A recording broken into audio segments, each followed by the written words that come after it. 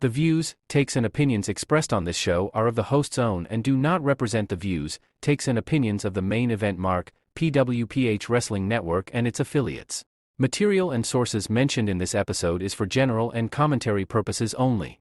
This episode might include strong language and may not be suitable for children. Listener discretion is advised.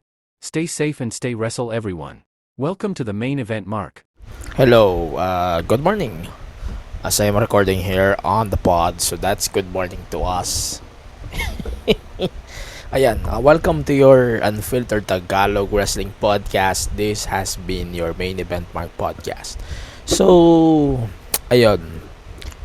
Today I am recording this podcast on Tuesday, March 11, 2025.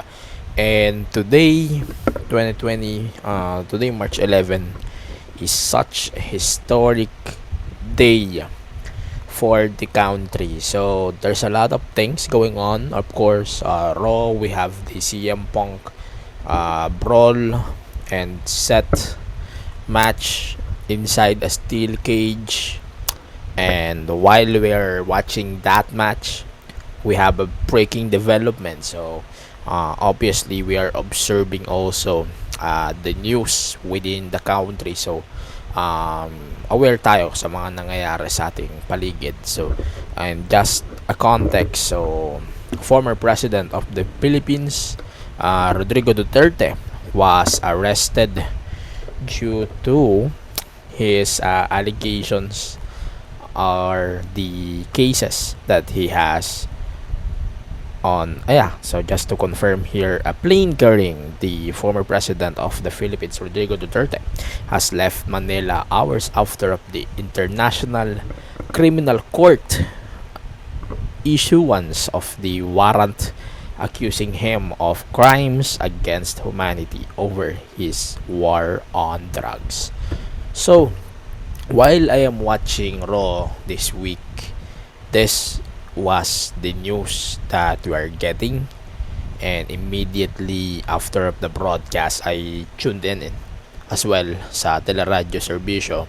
That's a station here in the Philippines owned by Marcos. Technically Marcos run yung station na yon. So Romualdez, technically under Marcos pa rin naman yan si Romualdez, but still so that's the case. And then Marcos is confirming the news, and then they left already, and papunta na sila sa The Hague in the Netherlands where the ICC sits. Then it was confirmed by her daughter Sara, the Vice President of the Philippines, who was impeached, by the way, who said that she would accompany him to The Hague, and then she's saying that he was being forcibly sent there. And so Duterte mentioned that there's no apologies for his brutal anti-drugs crackdown, and there was thousands who was killed in this incident. And then there are some videos as well na kumakalat for the news about this development, and we are also getting more information about this. So I am just going to say right now, sobrang sayang maging Pilipino ngayon thanks to this news. Sobrang saya na maging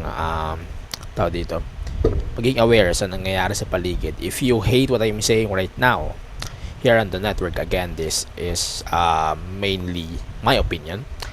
I don't give a flying fuck about the recent events, but this must be a starter for peace, actually, for the persons who got killed during this crime war on drugs ni Pangulo Duterte.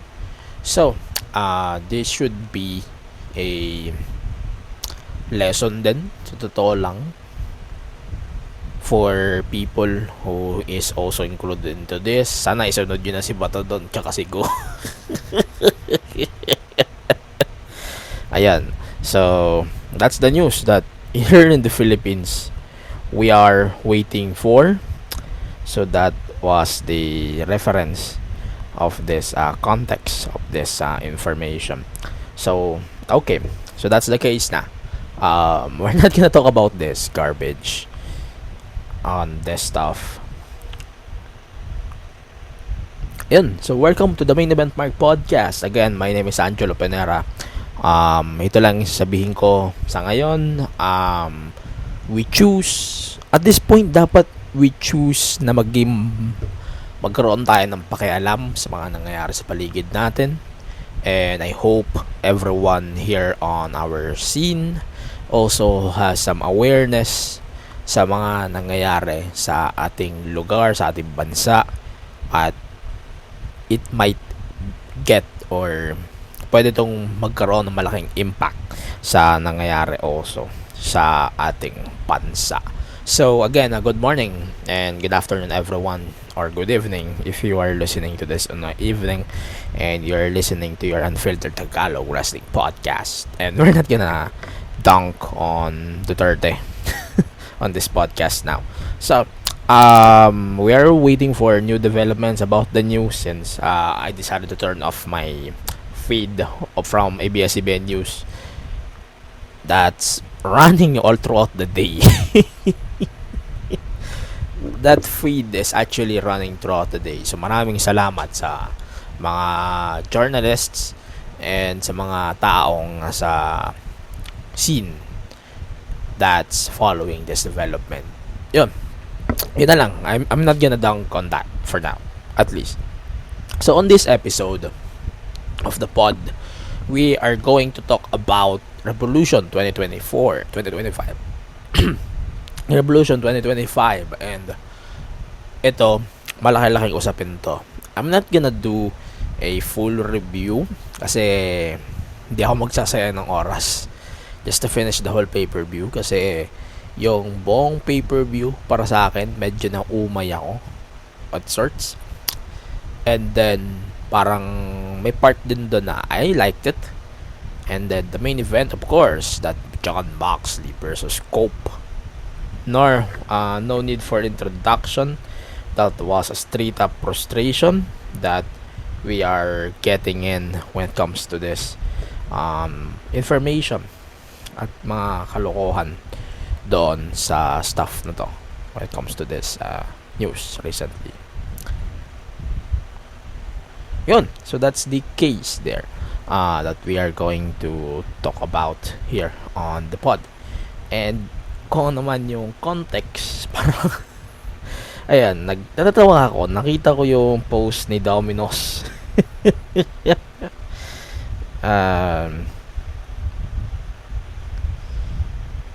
Ayun, medyo natatawa ako.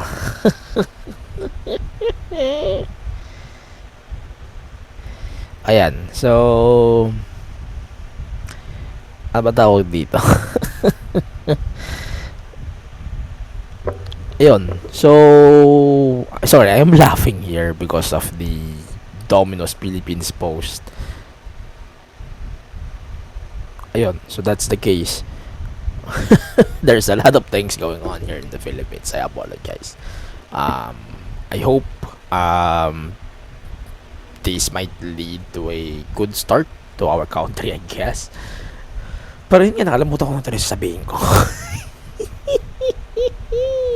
Alright, so serious note, we are going to talk about Revolution. Of course, I'm going to dunk also on this week's WWE programming. I'm going to talk about also about wrestling in general. We are going to do a preview also of NXT Roadblock, and your review susunod na episode na lang. We will talk about that on the next episode of the pod. So for now, diretso na tayo sa review of Revolution. Follow the podcast, by the way, on all of the social media platforms at Main Event Mark PW. This Sunday na rin, by the way, yung DexCon WrestleStorm 2. As much as I would love to be there on DexCon, but I'm not going to be part of DexCon because kapos ako eh. We'll see you guys on the next show sa 5 siguro, April 5. That's for DexCon Master Clash. Gaganapin din yan sa Brawl Pit Bulusan. So, let's start the review. Review proper na tayo. AW Revolution, this is their dito. This is their first pay-per-view of the year, and we have some major matches there. Here's the recap for the 0 hour. Commander and Hologram defeated Lee Johnson and Blake Christian by pinfall.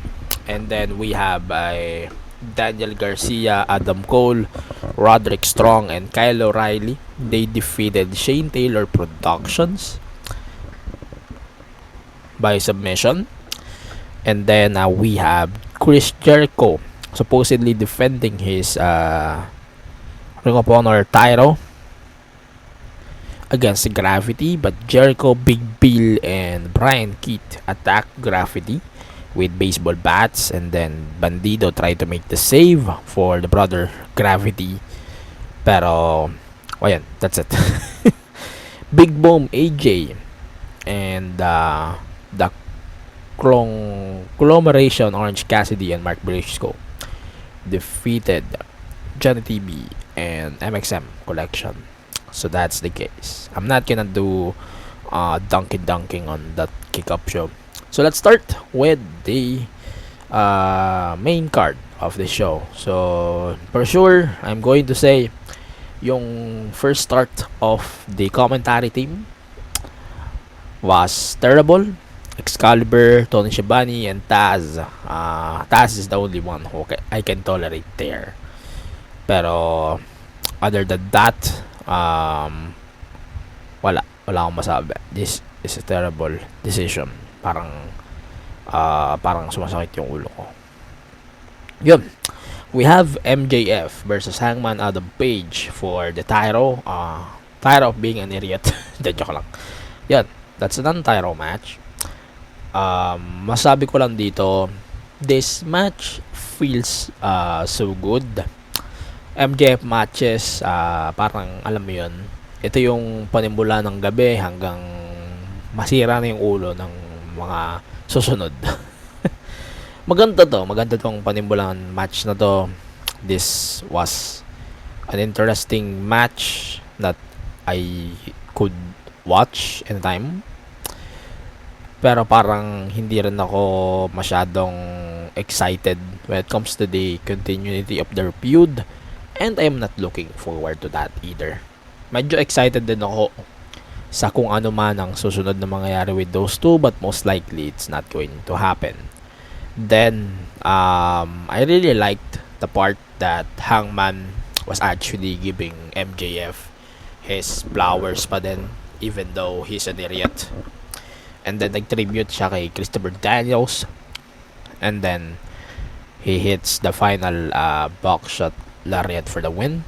That's amazing as well, for sure. Yeah. So the match was fun. And then I agree then that Hangman won the title or the match. Yeah.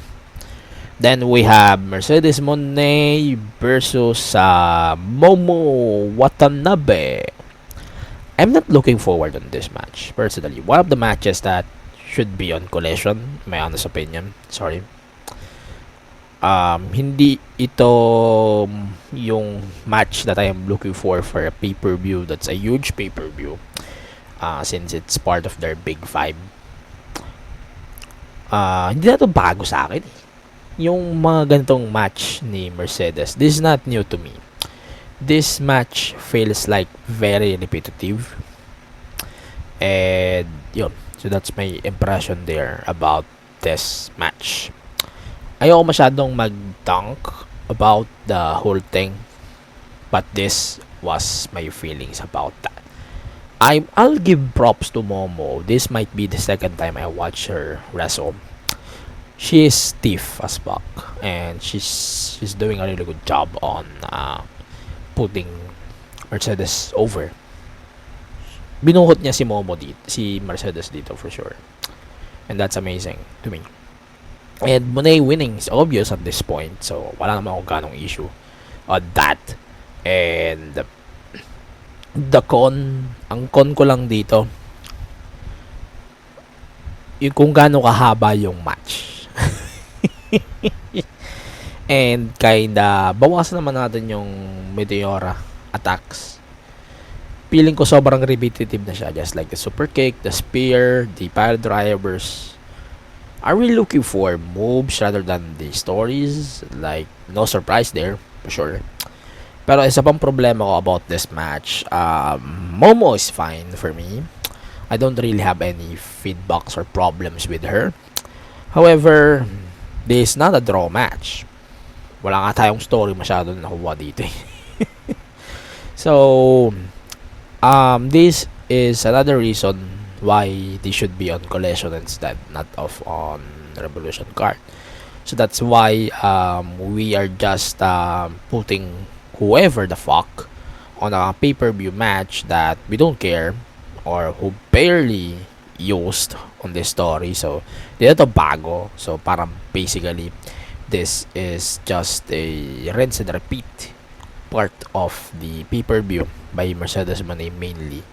So wala na ako masyadong pake sa nangyayari sa match na to. I'm glad that we are seeing Billy Starks though on this match. So okay ako dun. Pero Mercedes at this point, wala tayong makuwang bago on Mercedes Moné. So para tayong re-repeat lang.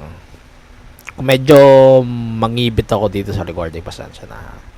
Medyo masakit pa rin kasi yung ngipin ko. Kaya hindi ako makapag-record na. Para akong nakahiga na nakabaligo sa buong araw na to. Or for the past few days since Sunday actually. Sakit ng ngipin ko. So, yun. Isang reason yun. Pasensya na nag-rant na lang ako kanina. Ayan. Then we have the AEW title number 1 contenders match, Ricochet versus Swerve Strickland. Okay, so the match was I think they did a really good job building this match, so I justify this as a match that we should see on the pay-per-view. However, I have some problems here. The match was built clearly to Prince Nana to turn on Swerve basically. Oh my god. Ayun. So, parang hindi ako convinced sa start pa lang ng match to. I don't have any problems when it comes to their match. The problem is on how it was went through. So, parang nagka-problema ako. Bakit nga nagkaganto yung direction nila with Ricochet versus Swerve? All of the sudden, we have a title contendership match. And that might directly affect the main event. Then, we have here that fucker. Tangina. I'm pretty, as much as I love this feud, Ricochet is trying to grow on me. Swerve is Swerve for sure. Pero this is not really a cup of my tea because of how this feud was built. But I would say yung pag-alis ni Prince Nana, then he went back, pointless siya. Medyo pointless siya. Even though that was an excellent match, boy, those two, parang wala, ang pointless nung pag-alis ni Prince Nana. Wala siyang sense. Wala siyang sense. So that means Swerve Strickland is the number 1 contender for the AEW title, and we might see Swerve Dynasty again for the AEW title, and for sure we're not going to get the title back to Swerve because it's Jon Moxley. It's another match that I don't care. Kazuchika Okada versus Brody King. Like what I discussed there on the podcast weeks ago about the Grand Slam, feeling ko out of place na ang House of Hell sa AEW. For sure. Or Hounds of Hell. Whatever kung ano pangalan nila. Feeling ko sobrang out of place na yung stable nila with the company just because on how they're getting treated. And getting limited from Kazuchika Okada is not a good idea to begin with, man. Not a good idea. Para tayong nakakakuha ng wala kay Okada. Puro lang siya bitch, puro lang siya ganyan. So we don't get any progression on his run. And same with the whole Hounds of Hell, including Jim or Julia Hart. We don't get any continuity. We don't blame the wrestlers though. It's clearly Tony's fault for sure. That's why we don't get any continuity on those storylines that we have right now in wrestling. So yeah, I'm just thinking that this is just a relay on what happened sa Grand Slam, and I didn't like it. So this is also applicable on this match. This basically a match just to see Okada in action. So yeah, I'm not gonna talk about it that much. Then we have the Hurt Syndicate versus the Outrunners for the AEW tag titles.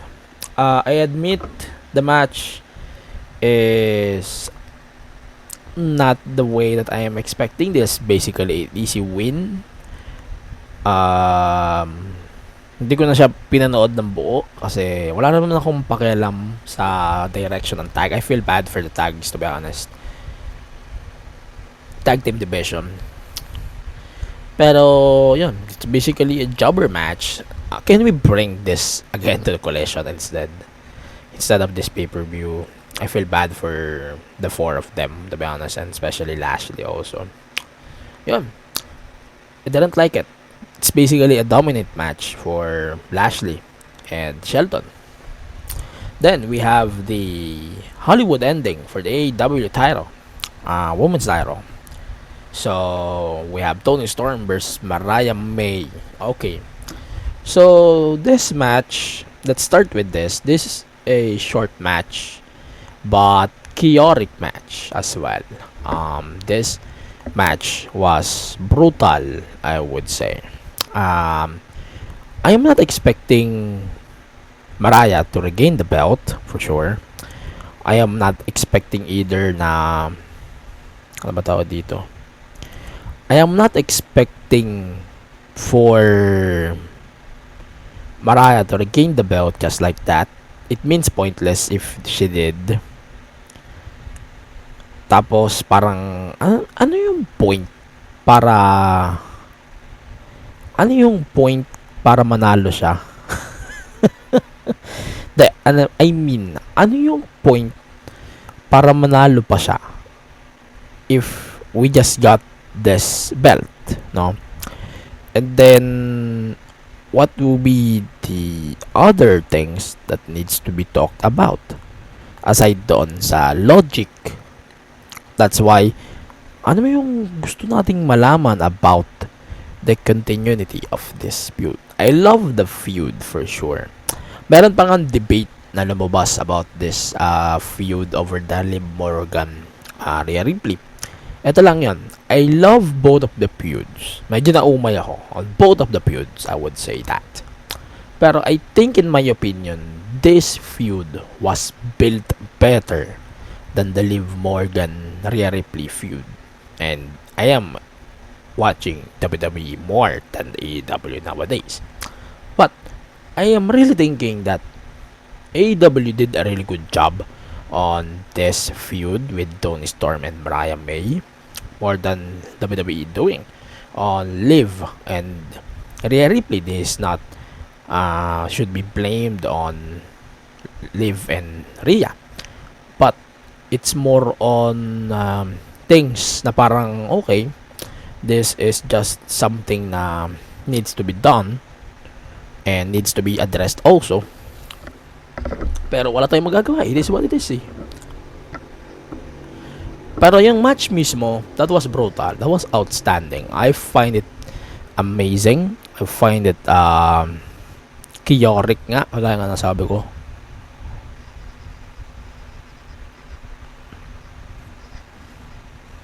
Ayun. Yun nga. Sorry na wala ako. Wait lang po, tanga na nawala ako. Ayun. Outstanding yung match na to. I would say. Sobrang bloodbath niya. I'm gonna cut that pause. Then, ito lang yung sasabihin ko. Sobrang chaotic na to. Kung may magsasabi na hindi to maganda, this might be a not hindi to yung feud for you. This is not your cup of tea for sure. But I really like it. Nag-wish lang talaga ako para lang mas mapaniwala siya ng mabuti or mas ma-convince tayo ng mabuti on how the direction will go. Pero yun, it is what it is. Parang iba na yung pakiramdam. Iba na yung pakiramdam ko while I'm watching this feud over the Rhea Ripley Liv thing. Ayan. That was amazing overall. Nawala ako sa focus.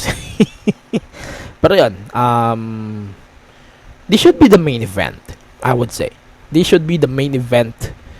And on how they ended the whole thing, sobrang ganda. Grabe. Outstanding yun. Props to AEW on that, by the way. Then, regardless on what's happening, ito na yung pinakamagandang feud for AEW. Hands down. Okay. So, we have Konosuke Takeshita versus Kenny Omega for the AEW International title. Takeshita was defeated by Kenny, by the way, on this. And, ito. So, that's on the thoughts here. Ito yung masasabi ko. I'm not a super fan of this match compared with the other matches that we got on the show. Tapos, parang, ano ba yan? Mas okay pa sa akin na makita ko tong match na to kaysa doon sa mga sumunod. Dito din nag-umpisa kung gaano ka-fuck up yung direction ng pay-per-view na to. This is just ridiculous to me. I could not understand why the pay-per-view went down from here. And I know that Kenny is winning for sure. And also, it's an amazing match that I would say also. Pero yung umpisa kasi sobrang boring eh. Hindi ko ma-timingan bakit nga ba dapat natin panoorin to. We are able to get the pacing bago matapos yung match. That's really weird to me. And the story as well, I think that was amazing. And okay, that's the match that we got. And we're not expecting something new about this. So Kenny winning is okay. That's amazing. And then we have Will Ospreay versus Kyle Fletcher. I know this might lead to a debate on this match. Again, still cages in AEW doesn't have a rule for the escape rule. So this is basically a pinfall or submission. Yan. So that's a difference from their WWE rules.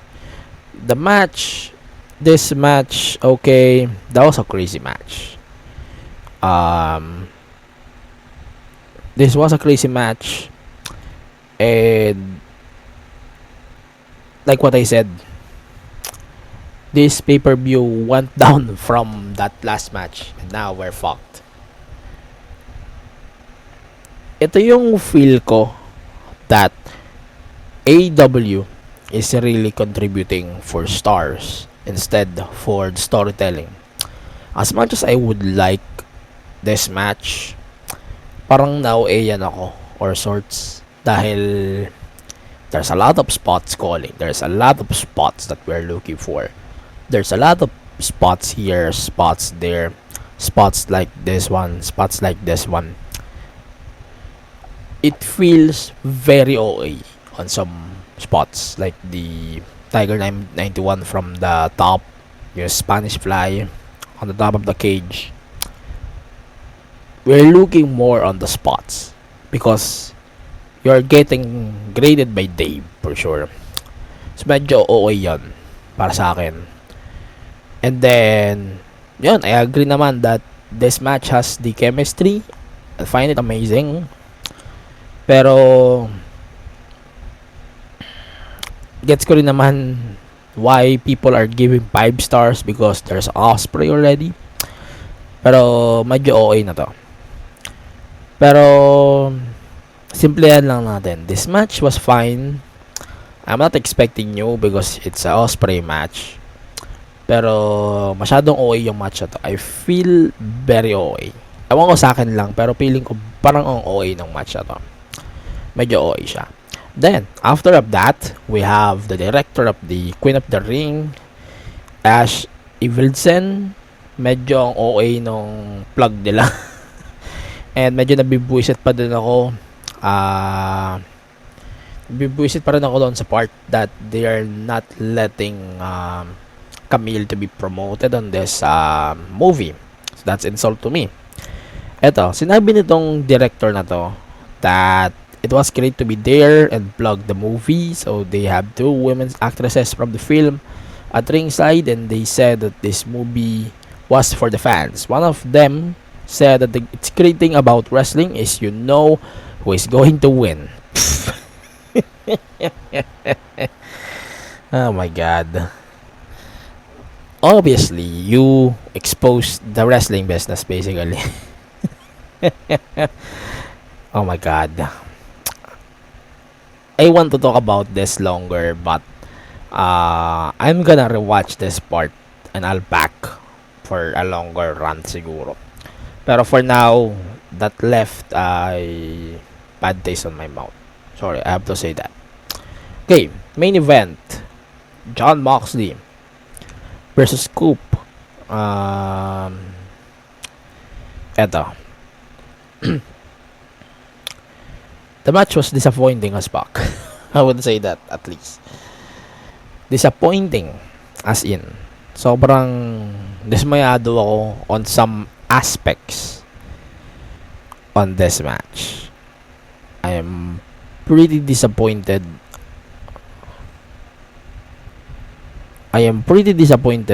On this matchup because of some aspects as well, like Cope and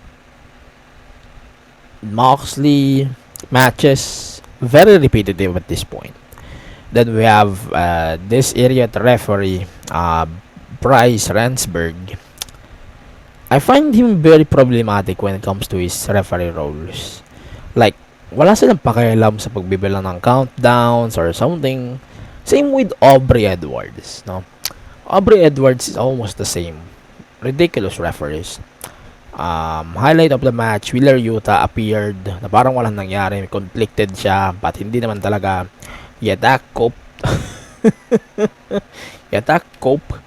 Then we have some tease also na Jay White is about to attack Moxley, but he accidentally hits Cope with the case, and then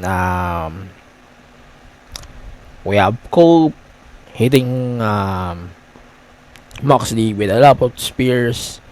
Then ito na nga, Christian Cage cashed in his contract, and that's it. And Moxley fucked Christian on this match. Moxley was fucked. Oh my god. Okay. Ito yung masabi ko. This might be the most ridiculous main event that I saw in my life as a wrestling fan.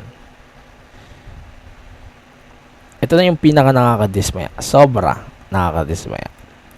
Kasi I am looking for the better main event kung tutusin. Kasi tangina, there's a lot of main event potentials for this whole card, and you got this because it's a world title match. Oh my god. And then yun nga, that was a disappointing match for sure. Pero ito yung match din na nagpatulog sa buong crowd. It's because it's Moxley, and then it should mean something to us, and wala naman tayo pakialam sa nangyari dito. Pero people are really sick and tired of the story. I am sick and tired also of the story here. And Christian getting involved also to lose in 2 minutes. It's just fucked. They booked Christian as an idiot. Sorry. Christian was booked like a fucking idiot here. So that's a problematic problem to us. Then we have here Swerve attacking Moxley after of that match, and then we have basically a setup for Swerve and Moxley for Dynasty, and we don't expect a title change either. Then yeah, I think that should be it. Di naman magbabago yung impression ko about who will win the belt. That should be Darby pa din. Okay, so that's it. Overall rating ko about this match. Ano ba ito? I am trying to think about it. AEW at this point should consider to change their format sa programming nila. Kasi monthly na nga yung pay-per-view nila. We're still getting a lot of matches. Like 15 matches though, just for the whole duration, 5 hours may get. I am pretty disappointed on how this pay-per-view was built, personally. And there's a lot of matches on this card na hindi naman kailangan i-build ng para dito sa show na to. It might be a collation match. And I'm pretty disappointed also obviously on the main event, because that was booked problematically. Like, holy fuck. Christian was booked to be a fucked up guy. He was fucked on this match. Straight up. And I don't think there should be a recover for that. And that was fucked. For sure. And other than that, yung awkward na interview, tangin na, wag tayong magganyan. You're trying to be WWE. So that was bullshit part. Sorry about that, but I have to emphasize that. That was bullshit. Then di ko na alam kung ano ba yung susunod sa AEW when it comes to this. But that should be a terrible decision on this stuff, or this decision also, kung naman yung nangyari today sa pay-per-view na to. And I'm just going to say that on how things went out, parang ano ba yung maaari pa natin na-expect, ano ba yung maaari natin makita, I am not sure. But I am not expecting bigger, especially Tony Khan is just glancing himself like this was a great pay-per-view, this was a great pay-per-view. Bilang lang sa daliri ko yung solid about that about pay-per-view. That Mariah May bout, the Kenny Omega title match for sure, the Ospreay match if you want to include that, even though I hate it, the MJF match, and the Ricochet match. That's it. That should be the card for the show. That should be it. Other than that, I don't give a flying fuck. Parang that was disappointing as too. Disappointing. Ayun. So, yun na lang muna for Revolution 2025. Let me know what you think about this whole show. Basta masasabi ko, AEW should consider to change their programming format for sure dito sa buong run na to. So, let's do some weekly WWE programming recap para lang may WWE recap tayo dito as well. Just bear with me here. I'm removing my sources and guides also. Ayan, just in case you missed it, Spot TV is now the official broadcaster of the WWE or AEW here in Southeast Asia, including the Philippines. So that's Spot TV now. That's the exclusive broadcaster of the AEW. this is not the first time that we have the broadcast rights since noong November, and then nagkaroon na rin tayo ng information about that in July. Meron na rin tayo dito sa Sport TV, and then we have also the new rights for AW here in the Philippines when it comes to this thing. Ang problema ko lang is di tayo makapag-sign in dun sa Sport TV Live. So I am pretty disappointed on that. I am really disappointed on this service sa Sport TV. And tangina, gusto nga nitong Sport TV na papuntahin ako sa Indonesia or Malaysia para makapag-sign up with this app. It's garbage, man. I hope they will be able to fix that. Then I'll try to subscribe if there's any interesting AEW pay-per-view around. Again, moving forward, AEW pay-per-views will be televised to Sport TV.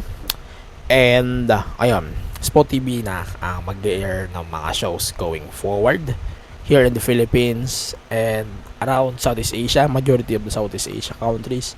And it should be costing 179 pesos per pay-per-view. So that's the case there. Okay, so let's talk about Raw. I'm skipping some of the segments here because I don't give a flying fuck. The Jey Uso versus Grayson Waller match, I find it fun, but this is just basically a continuity of the stuff that we got a few days ago. And then definitely Waller is on his A game for sure. That's why I love him. And then we have here the tease for Waller and Theory. And then we obviously got the assault from Gunther, so that was a disappointing part. And then wala man tayong pag-asa na manalo dito sa Grayson Waller, but that was a fun thing to watch also. Waller on TV was a fun thing to watch also here. Then we have Logan Paul calling out AJ Styles. That was amazing. Logan Paul insulted New York for sure. And then we have Andrew Schwartz picking up a fight with Logan Paul and AJ Styles appearing. Then it was amazing. So we definitely got a preview of another WrestleMania match. Then WWE selling I hate Logan Paul sa t-shirt. They are taking advantage of the hate of Logan Paul, which is great. Then we have him considering joining the stable of John Cena, John Cena, The Rock, and John Cena, The Rock, and si Travis Scott. Nalimutan ko si Travis Scott. Ayun, and then we have the Tornado Tag Match, the Mysterios, Rey Mysterio and Dragon Lee versus the New Day. The match was fun, pero parang na-pick up lang yung momentum because of that masked guy appeared in the end. Tapos yun lang yun, Chad Gable siya obviously. And yeah, that was fun. That was a fun match, to be honest. Then we have we have Dominic Mysterio informing Finn Balor that we have a title match next week in Belgium. And then Judgment Day is definitely splitting up anytime soon. And then Cody Rhodes promo that we have. Feeling ko pababa yung momentum ni Cody when it comes to his promos, but it's still an impassioned promo for sure. But we're just looking for more face to face kaysa dito sa mga gantong segments. I love Cody though, but this feels incomplete, this feels pointless. The only promo that we need to look forward is definitely the promos that we need to see personally pag nagharap na silang dalawa.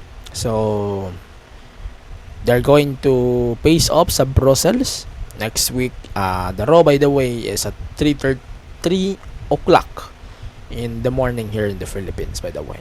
So, that's the case. Then we have a Michael Cole interview with Io Sky. So that's amazing. Io Sky, by the way, defeated Rhea Ripley in a shocking way.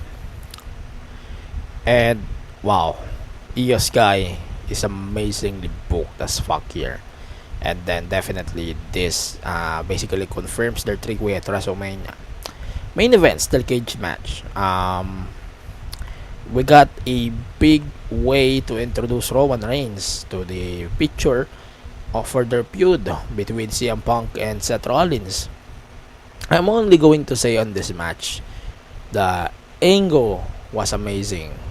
They used the steel cage really well here. Obviously, Punk not getting the win because he got the win recently. That's given. And then, medyo interesting din yung part that Paul Heyman trying to help CM Punk. Then, Punk was attacked by Roman Reigns. And then, just like that, daming callbacks na nangyari eh. That was interesting already. Then, we are already getting this amazing stuff that we are also expecting from the WWE that we don't have in any stuff in AEW right now. And then I'm laughing here. I'm not gonna dunk on this that much, but the WWE writer directly connected with The Rock debunked Dave Meltzer's report on the heel turn ni Cena na hindi daw totoo, that it should be Cody turning on Cena. And then, yun, we have 2K25. Wala akong console, pasensya na. But, I find it better than 2K24, to be honest. When it comes to the graphics, it feels upgraded compared to 2K24. So, that is my case for 2K. And I find it amazing. Then, we have, I'm trying to look for news. NXT. Let's do a recap on NXT. So, wala akong masyadong kailangan ma-miss when it comes to this card. But I am sad when it comes to Cora Jade. I hope Cora Jade will be able to recover anytime soon. Then, we have Shawn Spears shocking the world by beating Tony D'Angelo for the NXT North American title. And that was amazing way to give a title change for this show. Other than that, wala naman tayo kailangan masyadong ma-miss when it comes to NXT this week. So, I'm not gonna do some long review about it that much. And let's go now to NXT Roadblock. So, that's the last thing that we are going to talk about here on the pod this week on this show. So, predictions na lang tayo. NXT Roadblock. This will take place at the theater at the Madison Square Garden. Then, okay, so this will be the matches that we have. So, Obafemi versus Moose for the NXT title. Obviously, it will go to Obafemi, but it should be a no contest match. Then, the Hardy Boys versus Nathan Frazer and Axiom. That's for the TNA tag titles. It feels that the Hardys might get the win here, for sure. But, we might get a winner take all anytime soon. Julia versus Stephanie Baker, winner take all for NXT Women's and North American title. Ayaw maniwala doon sa rumor that Julia was injured. Pero this might go to a no contest match. No contest feeling ko.